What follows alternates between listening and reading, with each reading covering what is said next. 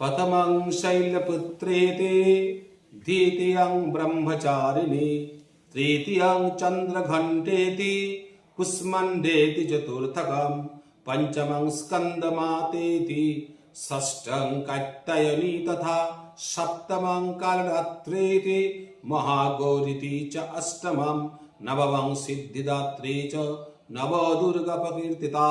ओं ह्रीं भगवत्यै माहेश्वर्यै अन्नपूर्णायै नमो नमः। চৈত্র শুক্লা প্রতিপদ থেকে শুক্লা নবমী পর্যন্ত যে নবরাত্রি পূজা চলছে, আজকের দিনে প্রত্যেককে অজস্র অজস্র ধন্যবাদ এবং প্রত্যেকের জন্য শুভকামনা করছি। আজকে আমরা কুম্ভ রাশি নিয়ে আলোচনা করব। কুম্ভ রাশি আমাদের রাশিচক্রের একাদশ রাশি। এই রাশির প্রতীক একজন মানুষ একটি খালি কুম্ভ মাথায় নিয়ে ধীরে ধীরে অগ্রসর হচ্ছে। কুম্ভ রাশির তিনটা নক্ষত্র অবস্থান করে, ধনিষ্ঠা নক্ষত্র, শতবিশা নক্ষত্র এবং পূর্ব ভাদ্রপদ নক্ষত্র। নক্ষত্রগুলি বিভিন্ন জিনিসকে আমাদের সামনে প্রজেক্ট করে। শতবিশা নক্ষত্রের মধ্যে একটা বৃহৎ বৃত্ত, অর্থাৎ কুম্ভ রাশির জাতকরা নিজেকে নিয়ে চিন্তা করতে এবং নিজের পরিধির মধ্যে স্বচ্ছ থাকতে পছন্দ করেন। ধনিষ্ঠা নক্ষত্রের প্রতীক বাদ্যযন্ত্র, যারা যারা বিভিন্ন জায়গাতে ছড়িয়ে ছিটিয়ে তার সঙ্গী সাথে দিকে বাদ্যযন্ত্র বাঁচিয়ে তার কাছে ডেকে সে তার বক্তব্য শোনাচ্ছে। অর্থাৎ এই রাশির জাতকরা নিজের নিয়ে বলতে খুব পছন্দ করেন এবং নিজের নিয়ে শুনতে খুব পছন্দ করেন এবং একটা জিনিসকে অনেক বাড়িয়ে চড়িয়ে বলতে পছন্দ করেন। যতটা তার আভ্যন্তরীণ শক্তি, তার চেয়ে আস্ফালন তিনি সবসময় বেশি করবেন। তার কারণ কুম্ভটা ফাঁকা কুম্ভ, অর্থাৎ আমরা বলি খালি কলসির আওয়াজ বেশি। অর্থাৎ যদি কুম্ভ রাশির জাতক জাতিকাদের যে ধরনের জ্ঞান আছে তার তো অনেক বেশি নিজেকে জ্ঞানী বলে সমাজে প্রমাণ করার চেষ্টা করেন। তার কাছে যত ধন আছে তার থেকে অনেক বেশি ধনী বলে সমাজে তিনি তাকে প্রমাণ করার চেষ্টা করেন। তার শারীরিক ক্ষমতা যত না আছে তার থেকেও তিনি বেশি আস্ফালন করে নিজেকে শক্তিবান বলে প্রমাণ করার চেষ্টা করেন। এই ধরনের একটা তার চরিত্রের মধ্যে আমরা বারবার দেখতে পাবো। এই কুম্ভ রাশির যে পূর্ব ভাদ্রপদ নক্ষত্র, সেই নক্ষত্রের প্রতীক হচ্ছে শয্যা। অর্থাৎ একটা শয্যার মধ্যে কি হয়, মানে হাসপাতালে বা বিভিন্ন কঠিন জায়গাতে যেখানে মানুষ রাত্রে ঘুমোতে ভয় পায়, শ্মশানে, এই ধরনের জায়গাতে একটা শয্যা পাতা আছে। সেই শয্যাটাকে পূর্ব ভাদ্রপদ নক্ষত্রের প্রতীক হিসাবে আমাদের বৈদিক জ্যোতিষী বলছে। অর্থাৎ তার মধ্যে রাত্রে ঘুমানোর সময় একটা ভয় ভয় ভাব এবং ঘুমানোর সময় অতিরিক্ত নাক ডাকা এবং ঘুমানোর সময় মাঝে মধ্যে আমরা বলি না, মাঝে মধ্যে আচমকা জেগে উঠা, এই ধরনের কিছু তার বদ অভ্যাস থাকবে।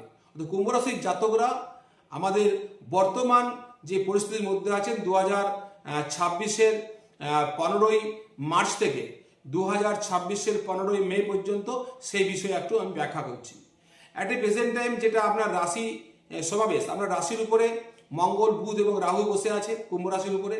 সেকেন্ড হাউসে বসে আছে শনি এবং আপনার 7th হাউসে বসে আছে কেতু এবং আপনার 5th হাউস অর্থাৎ পঞ্চম স্থানে বসে আছে বৃহস্পতি। এই ধরনের একটা রাশিচক্র নিয়ে আপনি এই 2 মাস কাটাবেন। চন্দ্র বিভিন্ন সময় তার 2.5 দিন পর পর গোচর পরিবর্তন করবে। আবার 15 এপ্রিল পর এখন আপনার রবি আপনার দ্বিতীয় স্থানে বসে আছে মীন রাশিতে। এখন 15 এপ্রিল পর্যন্ত থাকবে, তারপরে সে 15 এপ্রিলের পরে চলে যাবে মেষ রাশিতে। কিন্তু আপনার যে কুম্ভ রাশি, আপনার কুম্ভ রাশির দ্বিতীয় স্থানে শনি বসে আছে। অর্থাৎ আপনি 7.5-র তৃতীয় চরণটা ভোগ করছেন। অর্থাৎ 7.5-র তৃতীয় চরণে যখন ধনস্থানে শনি থাকে, অর্থাৎ ধনস্থান থেকে আমরা ধন বিচার করি, ধনস্থান থেকে আমরা রিলেশনশিপ বিচার করি, ধনস্থান থেকে আমরা সামাজিক প্রতিষ্ঠা বিচার করি।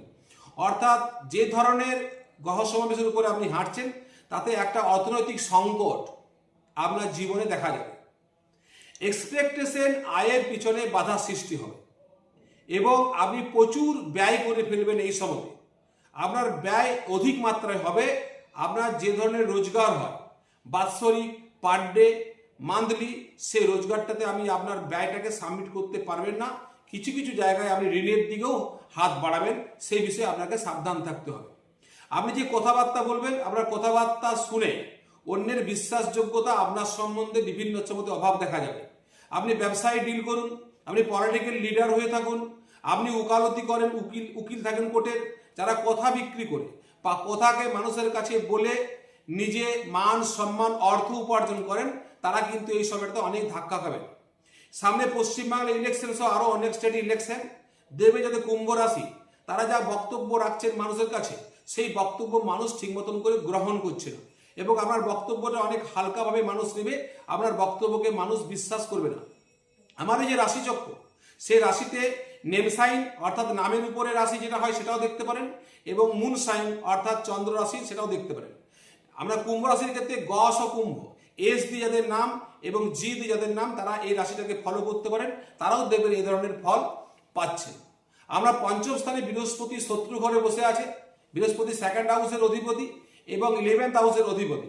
বৃহস্পতি পঞ্চম স্থানে থাকার জন্য এক্সপেকটেশন আয়ের পিছনে বৃহস্পতি বাধা সৃষ্টি করবে। বৃহস্পতি পঞ্চমে নিষ্ফল হিসাবে পরাশর বলেছেন, পঞ্চমে বৃহস্পতি গোচরেই থাকুক আর পঞ্চমে বৃহস্পতি জন্মকুণ্ডলিতেই থাকুক, আর বৃহস্পতি নিষ্ফল ফল দেয়, অর্থাৎ ধনভাগ্যের দিকে নিষ্ফল ফল দেবে, এবং আপনার সন্তানদের বিষয়ে আপনি সংকটের সামনে পড়বেন। যারা হায়ার এডুকেশনের জন্য আগাচ্ছেন, বিদেশে যে পড়াশোনা ফরেন এডুকেশনের জন্য ভাবছেন, তারাও কিন্তু বাধাপ্রাপ্ত হবেন। যারা বিভিন্ন গন্ধদ্রব্যের ব্যবসা করেন, তারা কিন্তু অনেক সমস্যার মধ্যে পড়বেন। যারা ডলারকে রুপিয়ায় পরিণত করেন বা বিভিন্ন বিদেশি মুদ্রাকে আমাদের স্বদেশী মুদ্রাতে কনভার্ট করে রোজগার করেন, তারাও কিন্তু এই সময়তে কিন্তু লস করবেন।